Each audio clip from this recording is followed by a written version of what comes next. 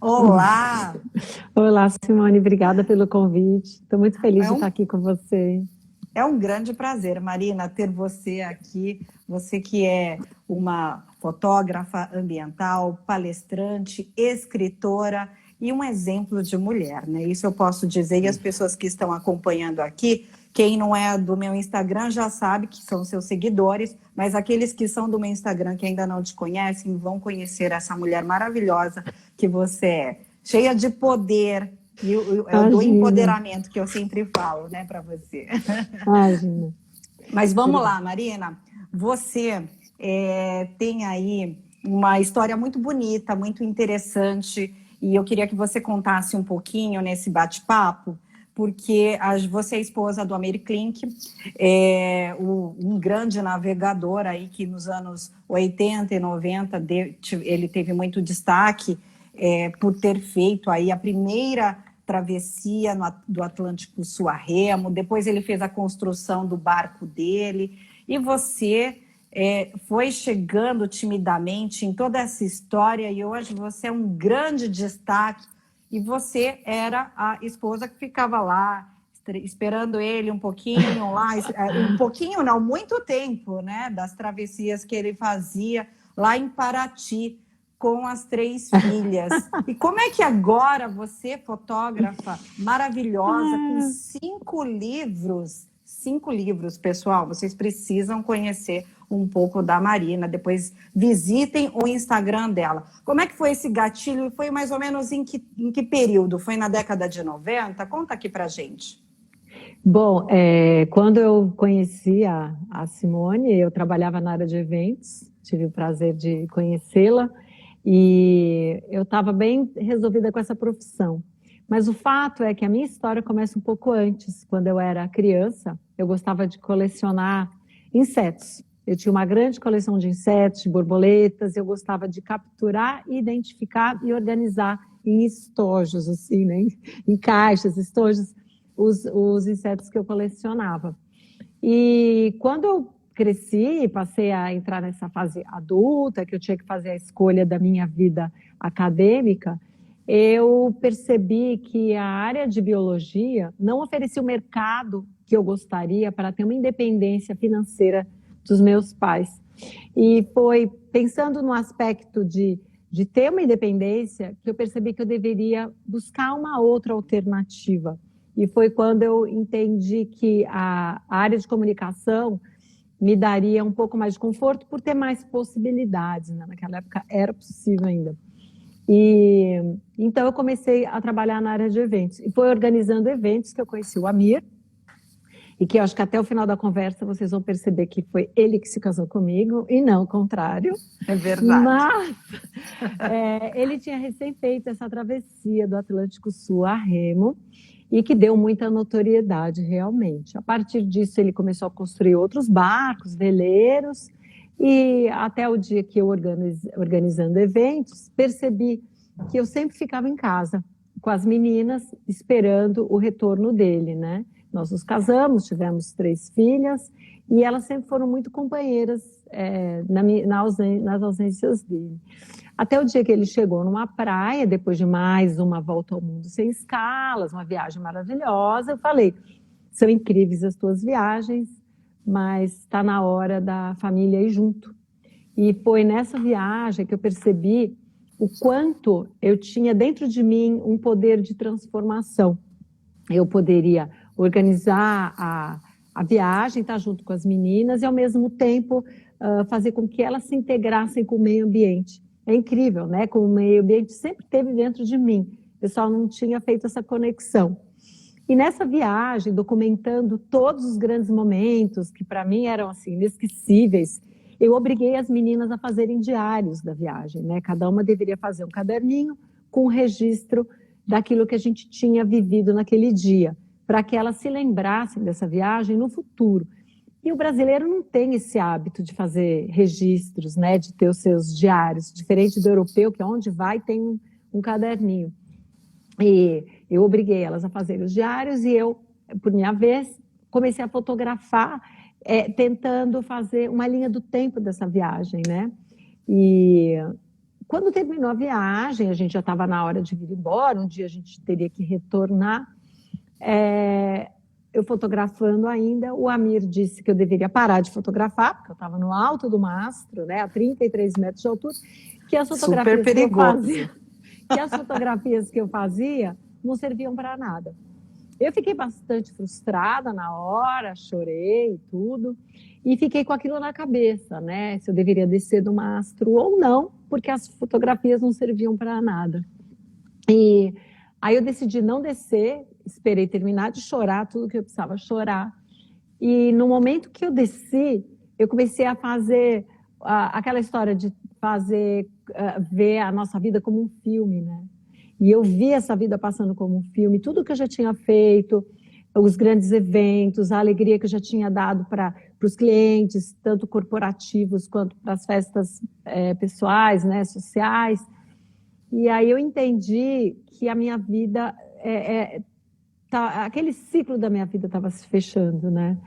E é muito difícil a gente sentir que a gente encerrou um ciclo e que a gente tem um novo ciclo diante de nós.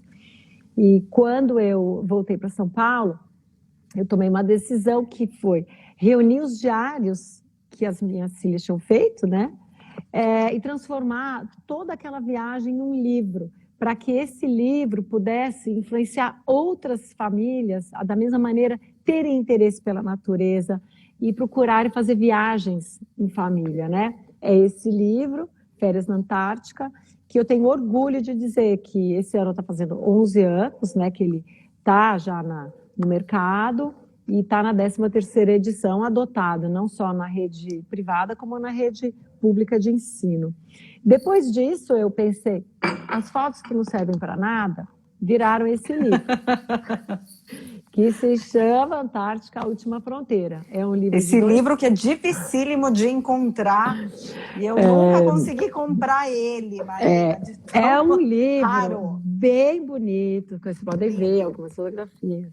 São imagens grandes, um livro de 2,5 kg, um livro que traz a Antártica para dentro da casa das pessoas, né? É incrível como são os sinais que a gente recebe da vida, né? De procurar tocar as pessoas pelo meio ambiente, procurar tocar pela sustentabilidade, fazer com que as pessoas saiam de dentro das suas casas e deem valor à natureza, né? E é esse o comunicado que eu tento passar através desse livro. E assim, as viagens foram acontecendo sucessivamente, uma vez que eu me transformei, né, que eu me reinventei, e agora está meio na moda, sabe? Vou ter que até pensar, alguém tiver sugestão, qual é o termo que eu tenho que usar que não seja reinventar, porque isso todo mundo está... Cada hora a gente tem uma palavra para dizer, né? Exato. E não é mais reciclagem, reinventar, agora não é mais reinventar. Então, e eu passei a viver uma outra vida. Eu tenho muita sorte, né, que a vida me deu essa oportunidade de repensar um caminho. É tão bonito quando a gente percebe que a gente está reescrevendo a própria história, né? E eu estou muito feliz por isso. Aí eu publiquei um outro livro, que foi esse aqui, Olhar Você já está Nômade. falando de todos os livros, eu ia falar desses livros maravilhosos. Não, porque foi uma sucessão de... Tá bom, eu vou guardar os outros. Foi uma sucessão. Não, vamos lá. Mas espera um pouquinho, é porque tem algumas perguntas que o pessoal está fazendo. Tá bom. Tem muita gente lá, Cláudia. Tem muita gente aqui entrando, comentando dessa live. Eu quero agradecer a todos que estão presentes. Para quem está chegando agora, eu estou conversando com a Marina Klink, que é uma fotógrafa ambiental maravilhosa, uma palestrante também e escritora que tem aí 5 livros já, viu, pessoal? 5 livros, vocês precisam conhecer, para quem não conhece. E aqui eu tenho uma pessoa que está assistindo, que é o Magno Novaes, um querido amigo aqui, que já vem me seguindo aqui há um tempo, e ele diz assim: houve alguma resistência do Amir em relação a vocês irem viajar com ele? Porque elas eram crianças ainda, as meninas, né? Hoje elas estão grandes. Fala a respeito disso, Marina. Foi uma decisão que eu tomei. É lógico que implicava em muitos riscos. Viajar com a família, com filhas pequenas, é complicado. Houve muita resistência pela parte da minha família, né, de origem, e pelo próprio Amir. que achou que eu tinha ficado louca, mas, sabe, às vezes tem loucuras que valem a pena, o risco, e essa foi uma delas, que eu acho que essa oportunidade de estar junto, né? Hoje em dia a gente está vivendo essa imposta oportunidade da convivência, mas quando a gente pode escolher, eu devo dizer que para mim foi muito bacana. Eu imagino, né? Porque as pessoas hoje, elas, como você mesmo mencionou, até por conta da pandemia, elas têm que conviver um pouco mais juntas. Mas vocês viveram e conviveram por meses aí quando vocês saíram para fazer as várias viagens desde as primeiras. As meninas eram bem pequenas, como você mesmo disse, então vocês tiveram de fazer um super planejamento. É isso, né? Eu até percebi isso aqui que você coloca bem nos livros. Que você tem aí, que você colocou, que você escreveu, e isso é muito interessante, porque no final das contas, essa lição vale para a vida de qualquer um, independente de estar no barco ou não é verdade, Marina? É verdade. A Marininha fez 6 anos na viagem, e as gêmeas um pouquinho maiores já tinham 8 anos, quando a gente foi a primeira vez. Era um risco, mas eu imaginei que era um risco que poderia ser controlado, uma vez que a gente tinha um barco seguro, tinha um comandante confiável, já bastante experimentado, não é aquela história de vou entrar no barco e vamos junto. Não, eu já tinha todo um background, né? A gente tinha certeza de que... eu tinha certeza que eu estava embarcando num barco que não era uma canoa furada. Então, desse lado, eu estava segura. Agora, a atitude das meninas foi uma questão de orientação, né? Ao longo de todo o caminho. Mas realmente é uma história muito bonita aqui, ó. Tem a Débora Floripa, ela diz assim, acho que é ela. Isso, ela diz assim, eu sou fã dessa família. Também sou muito fã. Marina, eu quero fazer uma pergunta aqui. Você começou a tirar várias fotos daqueles momentos que vocês estavam tendo durante as viagens, porque vocês fizeram várias viagens em família e outras você fez também solo. Sozinha. Certo. Certo. E você começou a tirar aquelas fotos, eu vi até no último livro que você lançou, que existem fotos bem antigas, eu digo assim, que já do ano de 2000, e enfim, Não, e aí você foi... mais antigas ainda. tem algumas, eu vi muitas de 2000 também, devia ter até mais antigas também, né? Mas isso, eu pergunto para você, até entrando agora na questão dos livros, você entrou num questionamento do tipo, o que eu vou fazer agora com essas fotos? Porque é uma beleza que, às vezes, ela fica dentro daquela visão só daquela pessoa que está lá naquele local, na Antártica, por exemplo. E a gente que nunca foi para a Antártica, por exemplo, nunca viu, passou a ver a partir do momento que tem acesso a um livro como o seu, por exemplo. Como é que surgiu essa ideia? Você logo já pensou, quero lançar um livro? Demorou, não demorou? Qual foi o gatilho para isso? O gatilho foi uma provocação.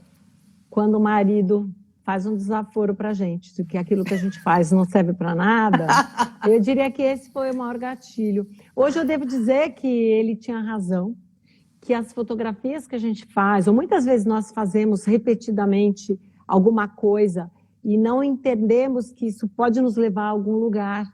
Então, ele ter dito que não servia para nada foi a melhor coisa que ele pôde fazer, porque foi através da provocação que eu criei a coragem para tomar uma decisão.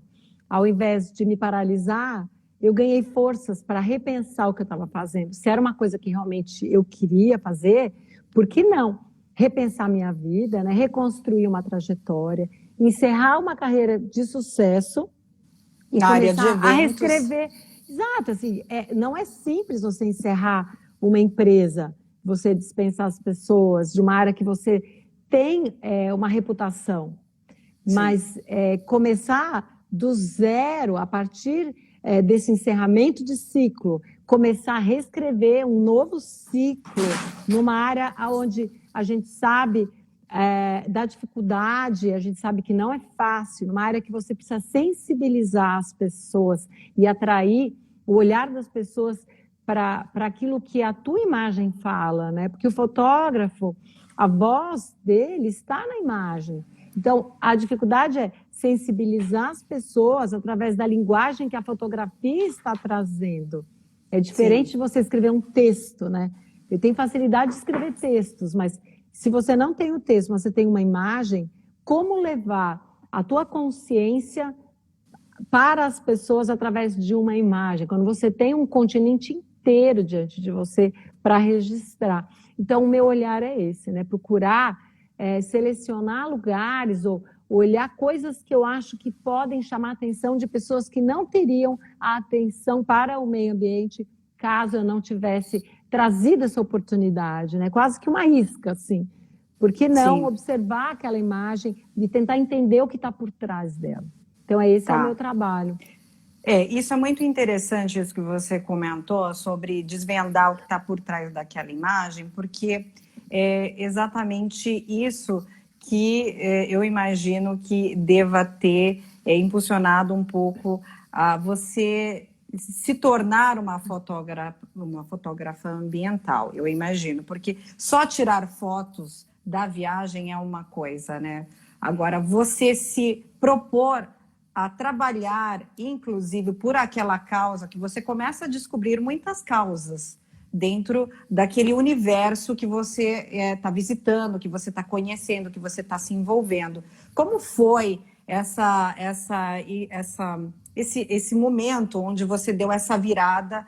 Porque hoje você tem uma atuação muito grande para as políticas do meio ambiente. Você é um exemplo, inclusive muitas exposições que você tem, os livros que você, como eu mencionei, você tem cinco livros, e você já até falou, você falou o primeiro, você falou aí o segundo, aí qual que era o terceiro mesmo? O terceiro foi o da Antártica, é isso? De fotografias, são 3 da Antártica, né? É o Olhar Nômade, esse, A Última Fronteira, esse. E de fotografia, o terceiro é esse aqui, o Contravento. Tá, o Contravento, né?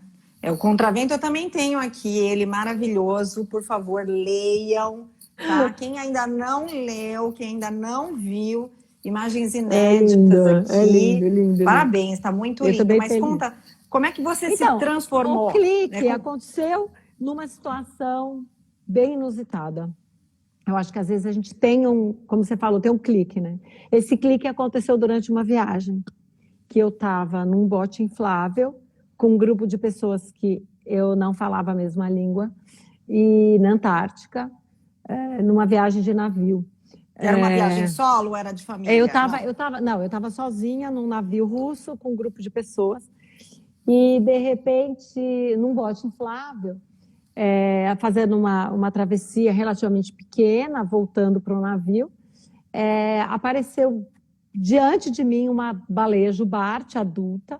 Ela se aproximou do bote onde eu estava e o piloto do bote querendo voltar para o navio, eu comecei a gritar para não voltar, para ficar ali, porque era importante a gente viver aquela experiência. E pelo risco dela poder eventualmente capotar o barco, ele quis retornar para o navio. E eu gritava que eu queria ficar mais tempo ali. Aí ele desligou o motor, a gente ficou, e essa baleia veio objetivamente para onde eu estava. Tinham 8 pessoas, mas ela veio exatamente onde eu estava. E ela pôs a cara para fora do mar, veio assim bem pertinho de mim. Ai, que lindo! Ela veio tão perto que eu olhei para ela e eu toquei no rosto dela, e ela me olhando com aquele olhão, e eu vi a paisagem do lugar onde eu estava refletido nos olhos dela. E eu fiquei tão emocionada de me ver naquela paisagem, que é uma experiência que a gente não se sente mais o mesmo, nunca mais. Porque quando a gente se vê espelhado no olhar de uma baleia e no nosso entorno, a paisagem onde a gente está, e percebe que ela está nos vendo ali, a gente percebe o nosso papel sobre a nossa responsabilidade, o nosso papel sobre aquilo que nós estamos fazendo, sobre as nossas atitudes.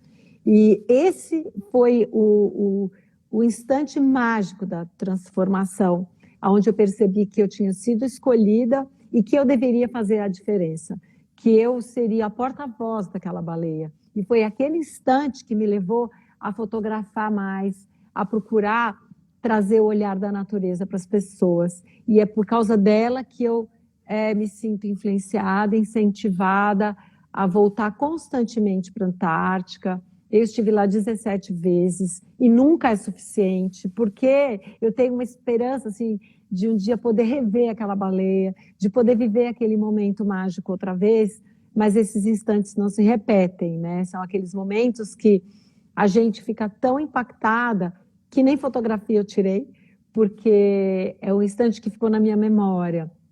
E depois daquele contato visual, ela deu mais 2 voltas no entorno do barco e seguiu adiante o caminho dela. E eu não sei se ela sabe o quanto ela impactou o meu caminho.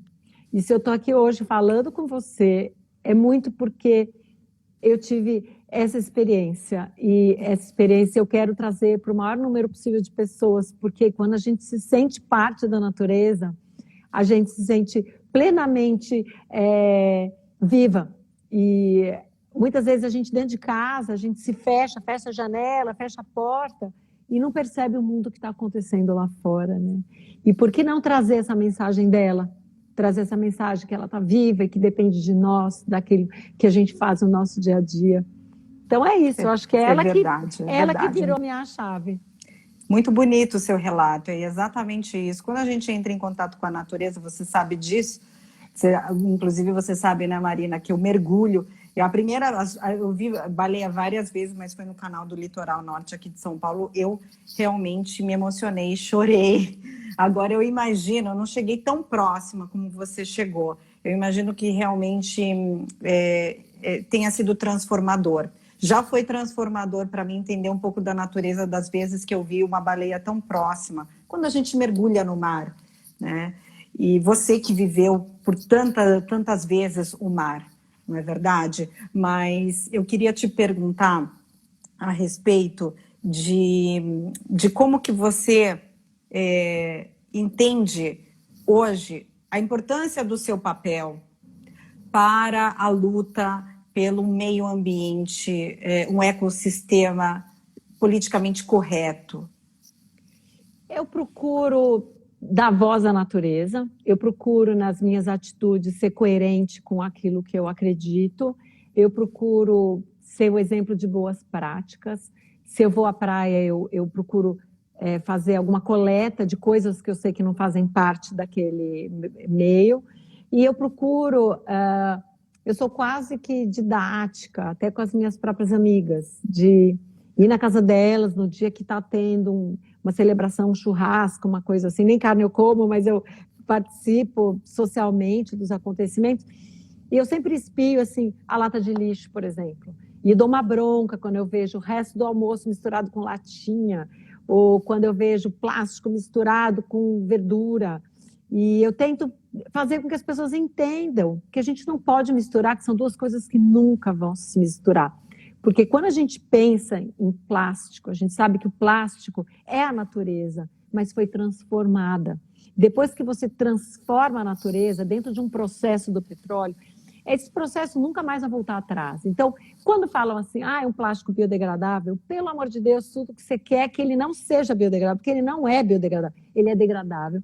E o plástico vai virar um fragmento menor de plástico, menor, até ele ser incorporado na natureza como plástico. E ele sempre vai ser contaminante. Então, é importante a gente deixar claro que plástico é plástico. Ele não se mistura com outras coisas.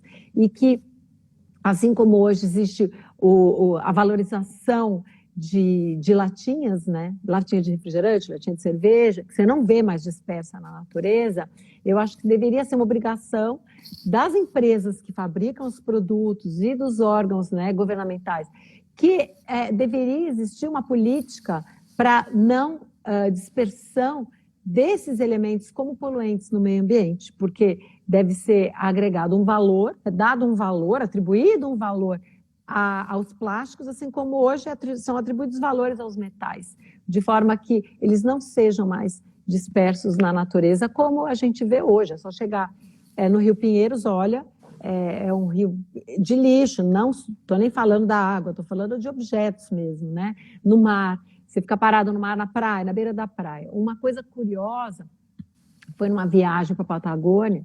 A gente estava de carro, a gente fez uma viagem vai fazer acho que 2 anos, né? A gente fez uma viagem bem longa de carro, daqui de São Paulo até Ushuaia. Foi em família, Em família. Essa eu acompanhei. Quando nós estávamos equidistantes, a 400 quilômetros de 2 cidades, na Patagônia, em pleno nada, o que me chamou a atenção foi a quantidade de plástico no caminho. Eu parei e falei, nossa, para um pouquinho, o que é isso tudo colorido? Aí a gente parou o carro, começou a observar, mas era muito plástico, que vem das cidades e vão parando em lugares assim inesperados.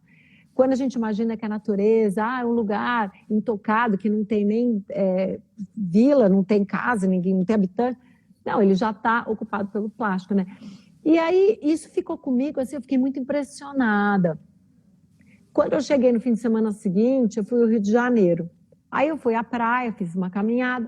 De repente eu me sentei na areia, fiquei olhando o mar, olhei em volta e percebi a quantidade de plástico que tinha em volta das pessoas que estavam deitadas tomando sol.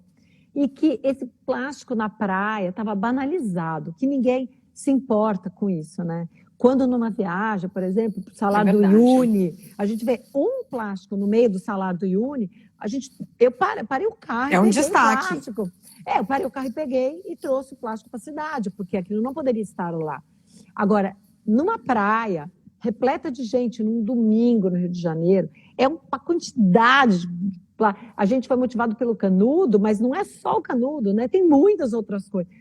E as pessoas, assim, agindo de uma maneira como se aquilo fosse tão banal, aquela quantidade de lixo, assim, no entorno. Aquilo me chamou a atenção, mais talvez do que ter visto no meio de um nada. Mas a indiferença das pessoas, né, que aceitam esse ambiente dessa forma como está se tornando, que é uma coisa que me incomoda. Sim, sim. Aqui, olha, tenho muitos comentários a respeito aqui da nossa entrevistada de hoje, que é a Marina Klink, a grande fotógrafa ambiental. E aí eu tenho aqui, olha, tem um comentário aqui da Débora Floripa, ela fala assim, qual foi a sensação de mãe ao ver a Tâmara sair para velejar sozinha na Europa? Agora ela está nessa pegada, igual a Mir, né? Ela fez do jeito dela, ela teve uma oportunidade e se sentiu segura, né? A única coisa que eu falava para ela era, eu quero que você saia com segurança e que você saiba o tamanho do risco que você está correndo, porque eu quero a minha filha de volta inteira em casa. Então, ela sempre caminha se norteando pela segurança, que é, para mim, fundamental. Ela pode fazer o que ela quiser, eu acho que eu procurei para as nossas 3 filhas, elas são orientadas com relação a ter autonomia, não só no velejar, como desde criança pequenininha, andar de bicicleta, aprender a nadar, andar a cavalo, mergulhar, ter habilitação para algumas ações mais específicas, como dirigir automóvel, dirigir embarcação, dirigir moto, ter mergulho autônomo, porque, Simone, a gente nunca sabe o que os nossos filhos vão querer ser quando crescer. Sim. Então, cabe a nós, pais, procurar dar uma orientação e dar autonomia para eles escolher o caminho deles, né? É verdade. Então, eu acho que se a criança tem interesse ou alguma aptidão para um instrumento, cabe ao pai incentivar a desenvolver esse caminho, né? Nós somos muito privilegiados, porque nós vemos os filhos gostarem de uma coisa e nós podemos incentivá-las a seguir. Nem todos os pais podem, né? Então, acho que se a gente tem essa oportunidade, o privilégio de poder dar aos filhos essa segurança, eu acho que a gente tem que incentivar. As meninas são grandes, né? As gêmeas já estão com 24 anos, a Marininha, que é a menor, já está com 21. Eu acho que a grande etapa da criação também missão cumprida, né? É verdade, como, né? E elas estão lindas, maravilhosas. Estou só disponível para aquilo que elas precisarem, mas eu acho que a fase de ficar no pé e dando bronca, eu acho que já foi. Só se alguma coisa for muito fora da curva, eu vou participar outra vez. Não, e agora você está explorando o mundo, lançando livros também. teve aqui esse livro, né? Não foi o último, eu acho que foi o seu penúltimo livro, esse aqui. Esse é o último. Esse é o último? Eu pensei que esse tinha sido o penúltimo. Esse aqui não, esse foi o penúltimo, o último foi esse. Esse aqui, a história é ótima. Esse aqui tá maravilhoso. Dele. Esse aqui é o Aaron. Olha, o Aaron adora o meu filho, gente. Para adulto também serve, tá? Tá demais. Eu devo dizer, a história desse livro aqui. Ele surgiu numa viagem de avião, quando eu olhei eu cheguei no meu lugar, no assento que estava marcado, e uma criança estava sentada nele. E era na janelinha. E eu falei, bom, eu vou ter que voar fora da janelinha, porque eu não vou tirar a criança que está ali de ver a paisagem, de olhar para fora, ver o mar, as cidades, porque era meu lugar. Então, eu deixei a criança que estava lá acompanhada da mãe e eu sentei no corredor, que é o lugar que eu detesto sentar. Tá bom, fiquei no corredor. Tá bom. E durante a viagem, eu comecei a observar que em nenhum momento aquela mãe incentivou o filho a olhar para fora. A criança em nenhum momento olhou para fora. Por quê? Na hora do embarque, a mãe deu um iPad e aquela criança passou o voo inteiro naquele iPad, com aquele joguinho eletrônico, aquela musiquinha irritante, fazendo tiririri com o joguinho. E quando nós pousamos, eu percebi que a mãe tinha passado o tempo inteiro no celular, olhando, o filho estava no joguinho, a paisagem, o mundo tinha corrido do lado de fora da janela do avião, e eles não perceberam nada. Eu acho que quase que um elevador, que é uma caixa mágica, que você entra numa cidade e de repente chega na outra cidade, porque eles não viram o trajeto. Quando uma viagem, o mais importante não é nem o destino, é o percurso, é a gente aproveitar todo um caminho, ver a paisagem se transformando. E quando eu percebi essa falta de conexão da criança com a natureza, me chamou muito a atenção. Por coincidência, no outro dia, eu fiz uma palestra numa escola assim, bem, de alunos bem privilegiados também, e numa sala de 73 crianças, onde eu tinha ido falar sobre a natureza, eu abri a palestra assim. Sabe quando os pais contam histórias para a gente dormir?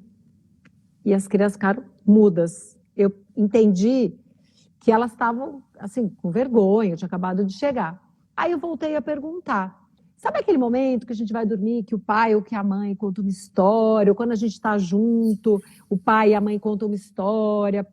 E aí eu percebi que não teve eco, que essa minha pergunta era como se eu não tivesse perguntado nada. De repente, uma criança levantou a mão, falou assim, o meu pai conta. E lá no fundo, uma criança levantou a mão e perguntou assim, a avó serve? Aí eu percebi que de 73 crianças, 2 tinham algum tipo de contato, de ouvir história da família. E eu devo dizer agora, né, nós temos um público aqui interessante nos assistindo, eu devo dizer, a melhor história que a gente tem para contar é a nossa própria história. Não é a história dos outros, não é aquilo que os outros fizeram, é aquilo que a gente fez. E o que a gente fez é sim importante, não importa quão grande é aquilo que nós vivemos, mas aquilo vai ser muito importante e vai ser a história mais importante para os nossos filhos ouvirem. Então, por que não começar a contar história, contar aquilo que nós vivemos, uma experiência na fazenda, uma experiência na casa da avó, um dia que a gente estava na roça, um dia que a gente quase se afogou, um dia que a gente escalou uma montanha, o dia que a gente mergulhou, o dia que a gente pescou, não pescou, saiu para pescar e não tinha peixe, o dia que a gente pisou na lama, qualquer história. Eu acho que é legal, porque essas histórias os filhos vão se lembrar.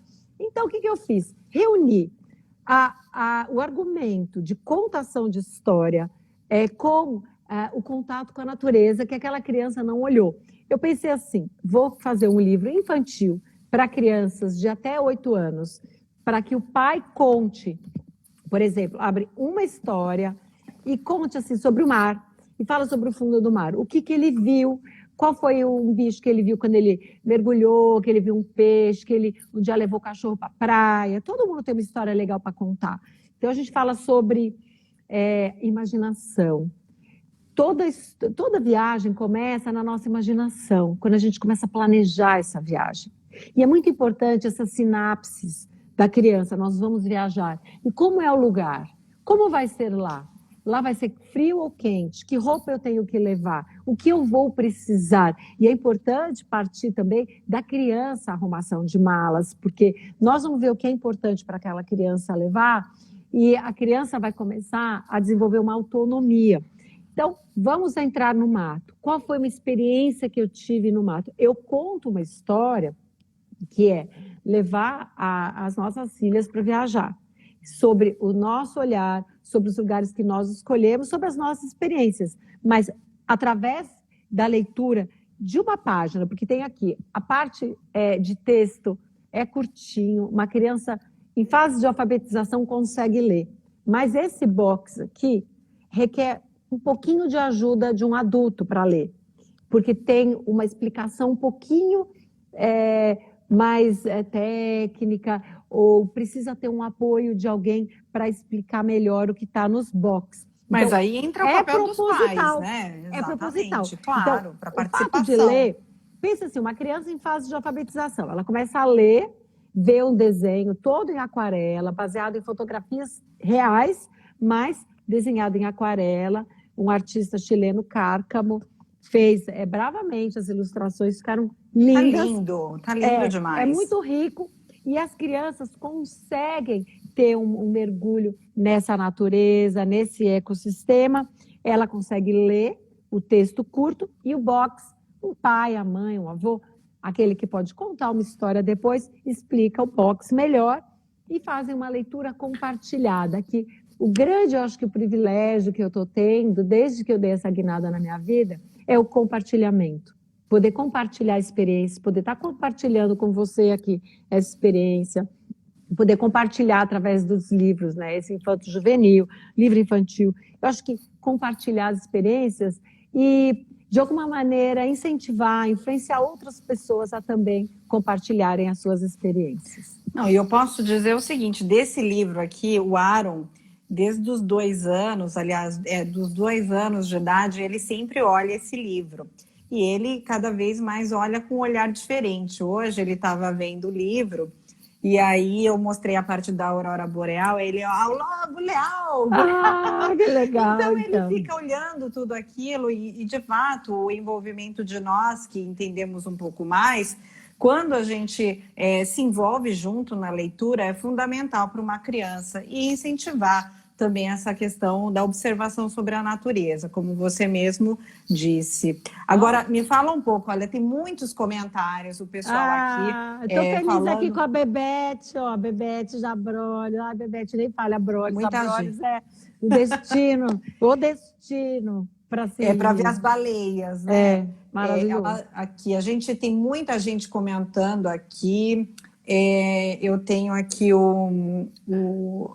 algumas pessoas falando assim que você foi a grande inspiração aqui para ter coragem.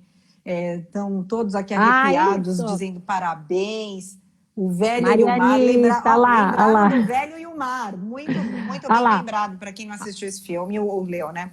Olha que legal, fala. Maria Anitta falando, preservação do meio ambiente deveria ser matéria obrigatória nas escolas. É fato, é verdade. Fato, deveria mesmo. A Marianita maravilhosa, inclusive, que ela tem aí quadros que retratam a natureza, a observação da natureza de uma maneira assim esplêndida. Para quem ainda também não conhece um pouco do trabalho dela, né, vá lá no Instagram dela e ela ouvir um pouquinho aqui do que ela está falando, ler um pouquinho do que ela está falando sobre o que você está dizendo, né, Marina? É muita honra, na verdade. Eu estou feliz também, eu tenho até minhas amigas aqui, a Tamara, a Rô Tortorelli, olha lá. A Rosana, estou feliz ótimo. Também. Depois passa o nome dos livros, né, para ficar. Porque a Ana Maria está pedindo, eu acho legal. Olha lá, Ilhabela, limpa. Ilhabela limpa. Precisamos, não é verdade? Tem muita gente aqui da Ilhabela também acompanhando. Eu tenho aqui uma pergunta do Magno. Aqui, por favor, passem os nomes dos livros. Eu vou passar, tá bom? Fiquem tranquilos. Eu passo direitinho aqui para vocês. E o Magno, acho que eu perdi. Ele fala assim, sou distribuidor das telhas ecológicas provenientes das embalagens Tetra Pak. e a Evotelha também.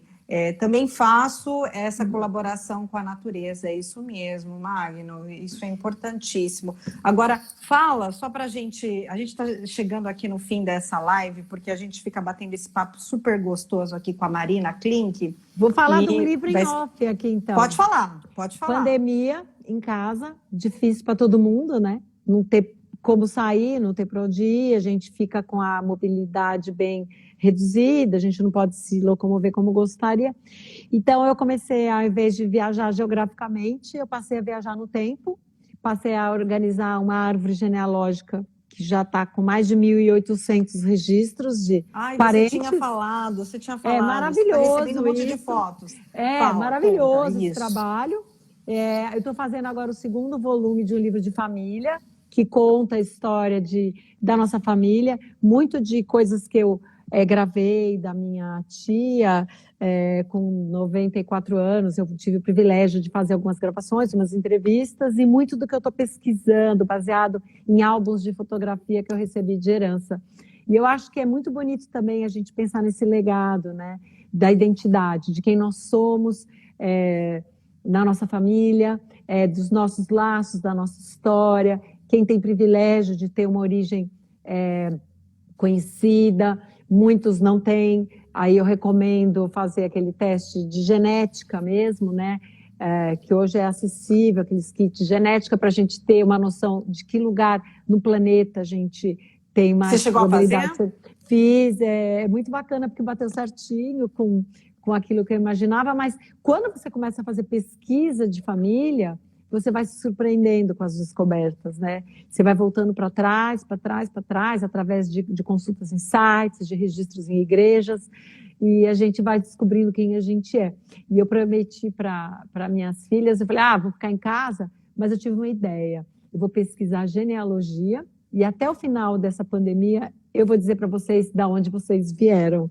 Então, hoje eu tenho esse orgulho que delícia. De saber e poder contar para elas, né? Já subi mais de 20 gerações em alguns troncos, então é um trabalho maravilhoso. Que lindo! E o grande passo, acho que nessa pandemia é a gente ocupar o nosso tempo, né?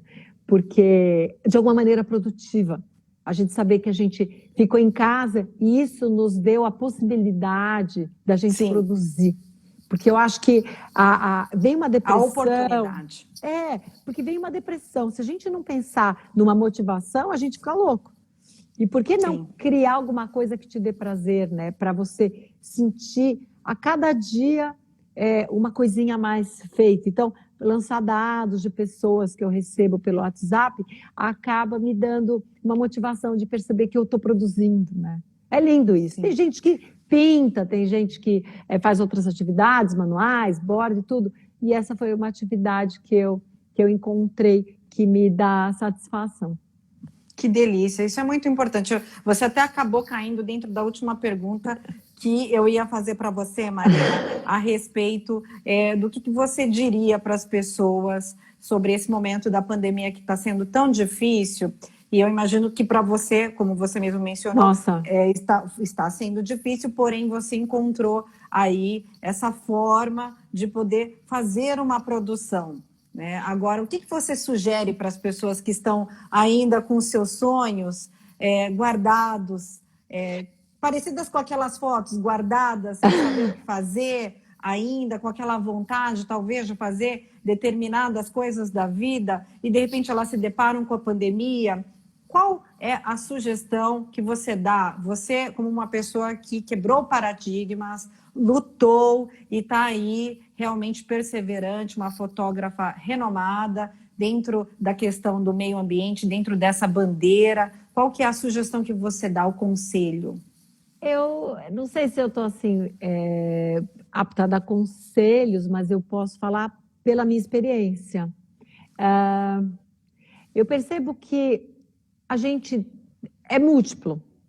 Quem diria, né, que a Marina Bandeira, o ateliê de eventos especiais fecharia e que eu teria coragem de encerrar uma carreira bem-sucedida e começar uma nova carreira, uma nova história, com muito propósito. eu acho que é esse momento em que a gente se sente, de alguma maneira, preso, que a gente não tem a liberdade de antes, que a gente tem que esperar. O compasso da espera é cruel, mas eu acho que dentro das nossas gavetas, sejam elas físicas, ou intelectuais, ou emocionais, existem muitos sonhos. E que talvez a pandemia seja um momento de reflexão para nós reconsiderarmos aquilo que nós guardamos nas gavetas, aquilo que nós fechamos em pastas, em caixas, e que a gente deixou para trás. Por que não refletir sobre isso, sobre projetos guardados, sobre coisas que foram depositadas e que, de alguma maneira sagrada, a gente nunca mais mexeu, porque era uma coisa muito importante para a gente? E por que não trazer de volta a luz e repensar essa oportunidade que a vida está nos dando de reflexão e de tempo que a gente precisava para poder parar esse ciclo e começar um outro, né? Então, eu acho que a forma positiva vamos pensar naquilo que nós guardamos e ver se não seria o momento da gente também tirar aquilo da gaveta, assim como eu fiz, né? Eu tirei algumas coisas das gavetas e o problema é que as gavetas agora estão vindo muito em cima de mim com muitas coisas, né? Que bom! Automaticamente se despejando sobre mim. Mas isso é ótimo.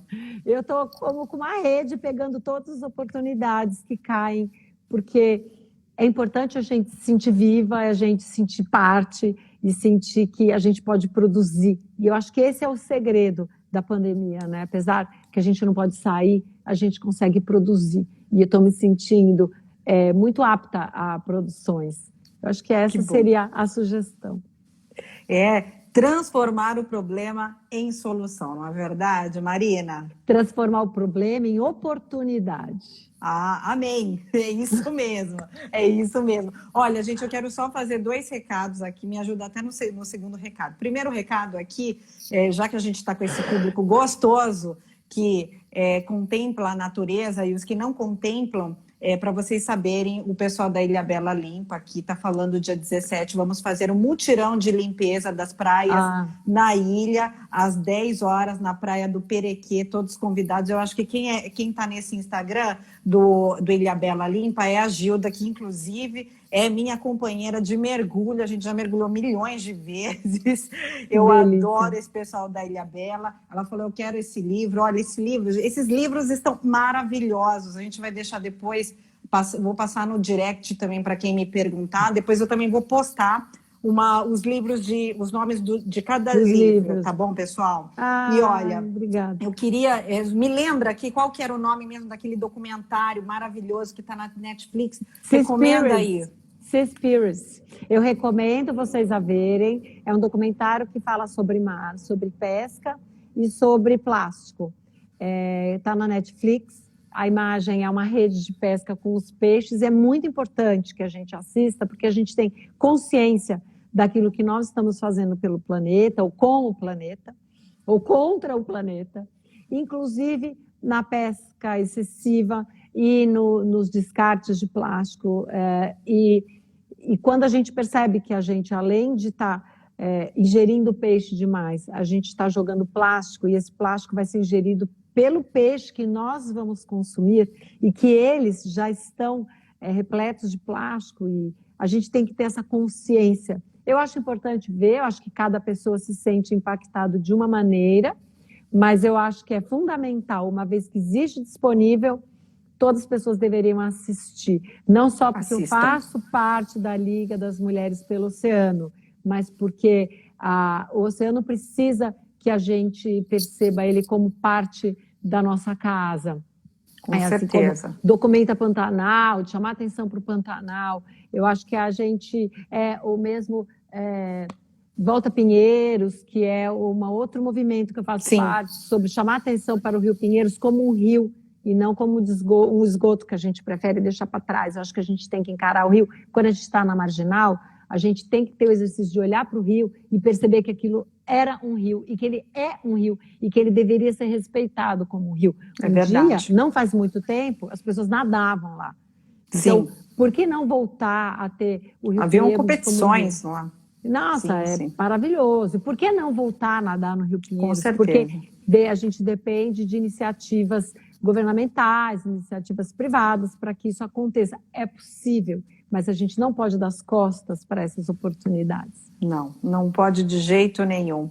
E foi muito bom esse bate-papo. Eu conversei com a Marina Klink, que é uma fotógrafa maravilhosa, fotógrafa que trabalha aí para a preservação do meio ambiente. Ela é palestrante, também escritora, e foi um papo super agradável. Também aprendemos muito com você, Marina, nessa noite. Agradeço a todos vocês que participaram conosco, vocês internautas, tanto aqui pelo Instagram quanto pelo YouTube. E para você que não pegou essa entrevista desde o início, vá lá no meu IGTV e você pode assistir novamente, bem do início, porque esse papo está muito gostoso mesmo. E aí, olha, esse é o primeiro de muitos que ainda virão, né, Marina? Porque eu acho que você vai lançar muitos outros livros, você sempre tem muito conteúdo, como a gente sabe, não é verdade?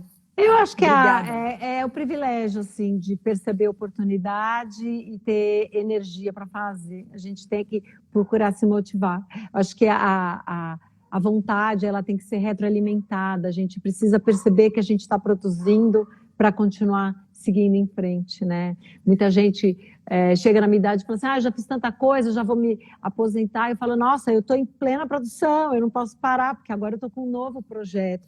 Imagina, até pouco tempo atrás, eu organizando eventos, de repente eu consegui montar uma exposição da Antártica e levar para as principais estações do metrô de São Paulo. Estava linda aquela exposição. Trazer a Antártica para pessoas que nunca tiveram a oportunidade de parar e pensar onde é a Antártica, né? Você levar os pinguins e outros animais da Antártica para o metrô, onde tem as pessoas que passam com tanta pressa, e levar assim, para esse público, né, a oportunidade de ver imagens que eu sei que são muito especiais. Agradeço pela oportunidade de estar aqui conversando com vocês. Olha, a Simone tão linda, com make e tal, batom, eu sou anti-make, anti-tudo. Eu devia ter pensado em estar de acordo. Você está linda e maravilhosa, né? Passam-se os anos e você continua cada vez mais linda. Nem um batomzinho, nada. Olhando agora o contraste, eu devia ter pensado. Imagina, você tem um brilho próprio maravilhosa. Olha, a gente vai ficar rasgando cedo aqui, porque a gente é amiga, a gente se gosta demais. Mas eu quero dizer a todos vocês, pessoal, que visitem o Instagram da Marina Klink e conheçam um pouco mais do trabalho dela. Para quem não conhece, para quem conhece já sabe, vamos comprar o livro, vamos incentivar assim toda essa questão da natureza, isso é importante. E eu fiquei muito feliz que hoje aqui, esse Instagram, ele virou até um ponto de encontro dos ambientalistas. Isso é importante, gente, porque eu vejo aqui muitos comentários das pessoas que estão trabalhando aí a favor aí do meio ambiente aqui no Brasil, aqui no litoral norte, litoral sul, enfim, isso é importantíssimo, a gente saber arrumar a casa desde já, desde a nossa casa, né? De onde a gente está vivendo. Então, isso é fundamental. Muito obrigada, Marina. Mas é importante também falar sobre arrumar casas. Eu me lembrei de uma coisa. Essa geração nova que está aí, as crianças que estão chegando, os adolescentes, eles querem mudar o mundo, né? Eles querem transformar o mundo. Mas é importante que eles comecem a transformar o mundo arrumando a própria casa, né? Então fica a dica aqui de mãe. Não adianta falar em arrumar o mundo se vocês não estão ajudando nas tarefas diárias em casa. E posso falar, gente? E posso falar? Marina pode falar, porque 3 filhas, fazer exposição, ser fotógrafa, ter uma empresa de eventos e depois lançar 5 livros, me conta. Como que a gente consegue fazer isso? Isso aí é papo para uma outra live, viu, Marina? Obrigada, imagina. Obrigada. Tá bom. Olha, a Vanis Mil também tá falando, é isso aí, o Tortelli também. Tá todo mundo... A Rô recebia máscara, hoje ela me mandou máscaras novas, amei. Ai, que bom, que bom. Tá todo mundo aqui, ó. Henrique também falando, o Henrique tá falando Marina cada vez mais bonita, é verdade. Olha, Pedro, gente, obrigada, Pedro. Você é sensacional, tá acompanhando minhas lives, Pedro Muriel. Ó, o melhor espaço aqui, que é organizado pela Alessandra, ela fala assim, pode incentivar a separar os resíduos em casa. É verdade. Então, isso aí já é algo importante. Assista, Alessandra, esse documentário, porque ele é impactante. Ele é impactante para a nossa vida. Você vai repensar o que você faz em casa, como você se alimenta. Está na Netflix. Eu garanto que vocês vão gostar também. Assistam, viu? Ó, um beijo maravilhoso para você, Marina. Obrigada. E logo, logo a gente se encontra aí. Faz muito tempo que a gente não se fala. A última vez foi no aniversário do Aaron. E obrigada mesmo. Obrigada, Harion Tatsat. Obrigada a todos. Até logo, pessoal. Boa noite, se cuidem.